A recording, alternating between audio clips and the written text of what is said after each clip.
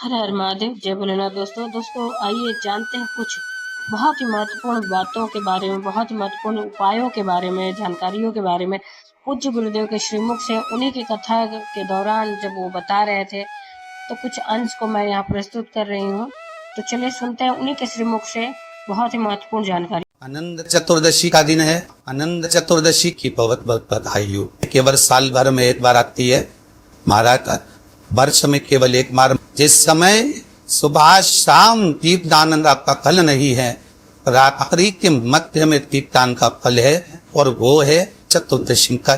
जिस दिन शाम के दीपदान का फल नहीं है, मध्य रात्रि के दीपदान का फल। चतुर्दशी का जो दिन है महाराज, इस दिन रात्रि को दीपदान होता है, और चौथा दिए था 14 दिन वो का दान है। निवेदन है आप सबसे कि प्रयास घर के बाहर आप दीप जहाँ पर आपका जलाशय है, पानी का स्थान है, बाहर रखते, और दीप तुलसी के क्यारे के पास रखते।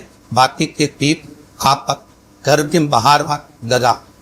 14 दिन जिनको ज्यादा रोग हो, बीमारी हो, तकलीफ हो, कोई व्यक्ति वेंटिलेटर पर पड़ा हुआ है, ऑक्सीजन लग रही है, उसके लिए भी ये लोटा पानी, उसमें दूध मिलाकर 5 बेलपत्र रखकर चतुर्दशी के दिन उसके नाम का पानी आप समर्पित कर सकते हैं। अगर मंदिर बंद मिले तो पीपल के पेड़ के नीचे आप चरा सकते हैं। उससे 3 या 4 दिन में आराम लगना प्रारंभ हो जाएगा। निवेदन करूंगा, जिसकी किडनी गड़बड़ हो गई हो, इसका लीवर गड़बड़ हो गया हो, जिसको डायलिसिस चल रहा हो और छूट नहीं रहा हो, चतुर्दशी के दिन नदी के घाट पर, नदी, तालाब, सरोवर, कुआं, बावड़ी जो हो, उसके तट पर 14 मीप लगाकर पीपल के पत्ते पर शहद डालना, और उसमें एक काली लिंची शंकर जी का नाम डालकर बोलकर उसमें चढ़ा दे।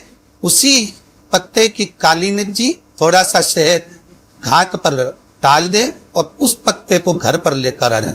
जिसको डॉक्टर ने कह दिया डायलिसिस होगा, हम लीवर गड़बड़ हो रहे हैं, चतुर्दशी के दिन रात्रि को वो 14 दीप लगाकर जब घाट से आए, जिस व्यक्ति को रोग है, बीमारी है, उसको वो पत्ते समेत चटा दे, और फिर जाकर जांच करवाओ, आपको उसका फल प्राप्त हो। पर विश्वास रख, केवल वर्ष में एक दिन चतुर्दशी का दिन ऐसा होता है जो रात्रि में 12 बजे से लेकर सुबह 4 बजे शंकर भगवान पर बेलपत्र चढ़ता। उस बेलपत्र को शहद की शीशी में रखा जाता है। जो बच्चा पढ़ने में कमजोर होता है, बुद्धि से कमजोर होता है, वो शहद कम से कम 2 महीना 3 महीने तक चिकाया जाता है, तब बच्चा बुद्धि और विद्या में तेज हो जाता है।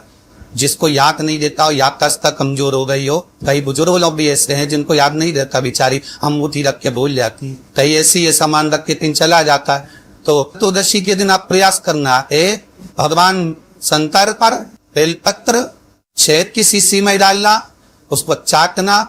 महाराज विवेक बुद्धि तीव्र हो, याददाश्त बनी रहे, याद रहेगा। किसी और वाले महाराज ने तक सुनाया था, दुनिया में ऐसा कोई सुख नहीं होगा ना जो 5 के दिन मिली। तो रात्रि के समय पर 14 दीप लगाकर आप किसी भी कामना से, किसी भी आनंद से इस मंत्र को जपे।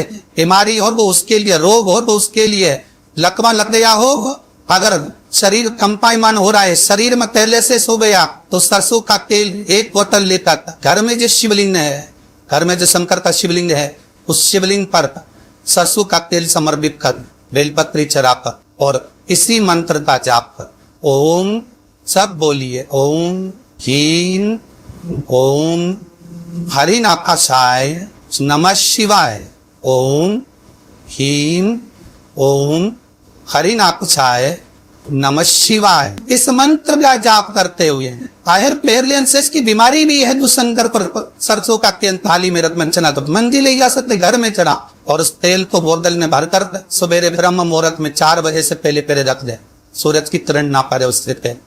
उसको बोतल में भर लो, और बोतल में भरकर जिसको पेरलेंसेस की बीमारी, उसकी मालिश 4-5 दिन अच्छी छत पे अंदर 5 दिन बाद फोन करता जब बताना की चला कि नहीं चल, उसको आराम लगा तो नहीं।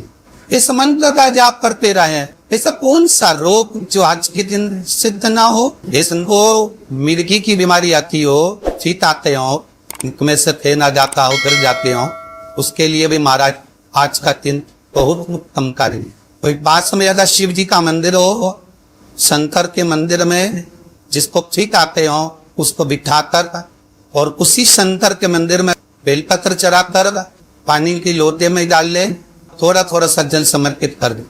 जल समर्पित कर यही मंत्र ओम ह्रीं ओम हरिनाथाय नमः शिवाय मंत्र का जाप कर वो पानी उस व्यक्ति वो जिसको ठीक आते हैं उसको बेलपत्र चबा चबा कर खिलाएं और उस पानी को धीरे धीरे कर पिलाने मार। अगर आपने सही तरीके से करा तो विश्वास है कि ठिकाना बंद है। ये मंत्र की प्रबलता। आज चतुर्दशी का दिन है, 14 दिए जिस माँ से जिस मन से घर के बाहर लगाए, बच्चों की नेत्र की रोशनी कम हो तो 14 दिए जब थाली में लेकर जाए घर में लगाकर दिए दिए तो उन दियों को बच्चों की चश्मा हटाकर नेत्रों से दर्शन कराए। भगवान 14 दिए जो आप लगा रहे हो चतुर्दशी के दिन व्रत रहे दिए जी के आप भगवान को समर्पित करें। जैसा स्कंद पुराण में वर्णन लिखा हुआ है, चतुर्दशी का शिव महापुराण में वर्णन लिखा हुआ है, वैसा वर्णन हमारे विष्णु पुराण में लिखा गया है। उसके अनुसार 14 दिए जो लगा रहे हैं उसमें 14 की 14 दिए लंबी बंदी के लगाए। ये भी दिया है बोल बाती का फूल बाती का जो दिया लगाएंगे घी का, उसको 14 दिए में से एक दिया आप निवेदन रहेगा कि घी का दिया आप लगाएंगे 14 दिए में से, तो आप मट्टी का लगाएं चाहे आटे का लगाएं, जिस भी कामना से लगत 14 दिए में से जाकर कोई व्यक्ति का जो दिया रहेगा उस पर आप थोड़ा सा एक कटोरी तिरछी रखकर देखना, उसमें जो कालोच बन उस कालोच को दूध में घोल कर देखना। और वही दूध जिस बच्चे की विवेक कमजोर है, बुद्धि कमजोर है, पढ़ाई में मन नहीं लगता या मानसिक विकलांगता का शिकार है, डॉक्टर कह रहे इस पर प्रोग्रेस करने में थोड़ा समय लगेगा, ऐसे बच्चे को वो दूध जो केसर का हो जाए अर्थात भगवान के पिए की कालोच से वो दूध थोड़ा सा चम्मच 2 चम्मच शक्कर मिलाकर उसको पिलाने का प्रयास। दूध में शक्कर मिला लेना, आपके केसर का वो कलर अर्थात वही कालों सा दिए की डालना और उसको सुबह उस बच्चे को जब सुबह का दूध बना उसमें दे, उसके बुद्धि का विवाह प्रबल होगा, विकास आनंद। जिसके परिवार में पति पत्नी का झगड़ा होता हो, जहाँ अदालत तक बात पहुंच गई हो या बेटियां मायके रह रही हो, पति कहीं दूसरी जगह रह रहा हो, या किसी पति का या पत्नी का स्मरण कहीं दूसरी जगह हो, उस पूरे साल भर में आप शंकर भगवान की आराधना करते हो। केवल भगवान शंकर की शिवलिंग आधारी है, माता पार्वती जी का हस्तकमल ये शिवलिंग रखा हुआ। ये जलाधारी में से पानी बहने का स्थान, बीच में मोती शिलाएंगे जहाँ शोक सुंदरी विराज रही है, राइट में गणेश जी, लेफ्ट में कार्तिकेय जी और कोल जो भाटो माता जी का हस्तकमल है। और ये जो शिवलिंग रखा हुआ है ये शिव का स्वरूप है। जहां पर भगवान शंकर का शिवलिंग रखा हुआ है उस स्थान पर मात्र जिस सती पत्नी का आपस में विवाद चल रहा हो, अदालत में झगड़ा चल रहा हो, विवाद चल रहा हो, आपस में प्रेम समाप्त हो गया हो, एक दूसरे का सम्मान करना भूल गए हो, बात में झगड़ा करते हो, जरा जरा सी बात में मनमुटाव हो जाता हो, वो केवल एक कच्चे दूध की मात्र उंगली को पिनाकर अगर जहां शिवलिंग रखा हुआ है वहां पर केवल कामदेव रति शिव और पार्वती का नाम लेकर मात्र उस कच्चे दूध की मात्र उंगली ही फेर देते हैं तो उन पति पत्नी का जिंदगी में कभी विवाद नहीं हो सकता और कभी गलत मार्ग पर वो जाने 35 साल के हो गए, 30 साल से ऊपर के हो गए, 45 साल के हो गए और जिनका विवाह नहीं हुआ है वो बेलपत्री की मध्य पत्ती पर केवल कच्चा दूध लगाकर ही भगवान शंकर को समर्पित कर देते हैं। तो अगली जो आनंद त्रयोदशी आती है उससे पहले उसका मंगल विवाह हो जाता है। इतना महत्व है आनंद त्रयोदशी। अभी गणेश जी विसर्जन हुए, गणेश जी को जल में विसर्जन किया तो आपके मन में प्रश्न तो खड़ा होगा, आया तो होगा कि गणेश जी के 10 दिन तक बिठाओ, नित्य पूजन करो, ने पाठ करो, ने अर्चना करो, ने 10वें दिन इनके विसर्जन कर दो और वो भी पानी में कर दो। पानी में विसर्जन करो तो ये कहाँ लिखा है कि जल में विसर्जन करो? श्रीमद् भागवत पुराण की रचना जब वेद व्यास जी महाराज करने के लिए बैठे, वेद व्यास जी ने सुखदेव जी से कहा कि मैं मंत्र बोलूंगा, मैं श्लोक बोलूंगा, इसको लिखेगा कौन? तो सुखदेव जी ने बोला गणेश जी से विनती करो। गणेश जी से कहा कि आप लिखोगे? गणेश जी बोले मैं लिखने को तैयार हूं, पर बोलते बोलते तुम रुक गए तो मैंने भी लिखना छोड़ दूंगा, उसके बाद मैं भागवत को विराम दे दूंगा, मैं आगे नहीं लिखूंगा। अब वेद व्यास जी बड़े चक्कर में पड़ गए, क्या करें? तो गणेश जी से कहा मेरे श्लोकों में कुछ गड़बड़ी हो सकती है, उसमें से गलती को छांटना पड़ेगा, फिर लिखना पड़ेगा। कितना सुंदर संबोधन श्री वेद व्यास जी ने कहा कि मैं जो श्लोक बोलूंगा आपको लिखने के लिए है, उसमें मैं कुछ गलती करूंगा, उस गलती को छांटना है, तब श्लोक लिखना है। क्यों कहा वेद व्यास जी ने ये बात? गणेश जी भगवान है, वेद व्यास जी कहते हैं मैं तो संसारिक मनुष्य हूं ना, गलती तो कर सकता हूं। गलती कौन करता है? जम के बोलो भगवान गलती करता है क्या? नहीं, गलती कौन करेगा? मनुष्य। गलती मानव करेगा, गलती मनुष्य करेगा। और गलती करने के बाद अगर हमसे अपनी जिंदगी में कोई गलती हो जाती है तो एक बार क्षमा मांगने में कुछ जाता है क्या? प्रणाम करने में कुछ जाता है क्या? निवेदन करने में कुछ जाता है क्या? नहीं।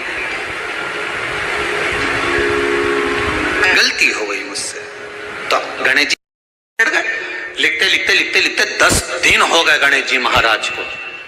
शरीर में ताप पड़ने लगा गणेश जी महाराज के। वेद व्यास जी ने गणेश जी के हाथ का स्पर्श करा तो शरीर तो तप रहा था। वेद व्यास जी ने वहीं पर श्रीमद् भागवत के श्लोकों को विराम दे दिया। अब नहीं बोले। गणेश जी लिखते लिखते लिखते लिखते लिखते लिखते थक गए, ताप पड़ गया, शरीर गर्म हो गया। वेद व्यास जी ने कब करूं क्या?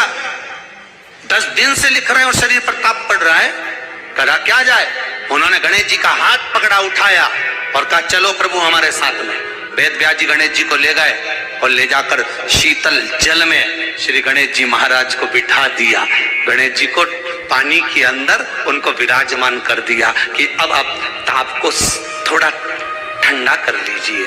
शीतल जल में बिठाया। उस दिन से नियम हो गया कि 10 दिन गणेश जी बैठते हैं और फिर उनका विसर्जन होता है पानी के अंदर, जल के अंदर। शरीर का ताप मिट जाए। तो गणेश जी ने वचन दिया है वेद व्यास जी महाराज को, आपने मेरे ताप को मिटाने के लिए मुझे जल में बिठाया है। जो मुझे जल में विसर्जन करेगा मेरा ताप तो मिटेगा ही, साथ में जो मुझे जल में विसर्जन करेगा उसके जीवन के भी ताप को मैं मिटा दूंगा, उसके जीवन के ताप को मैं मिटा दूंगा। ताप मिटा दिया।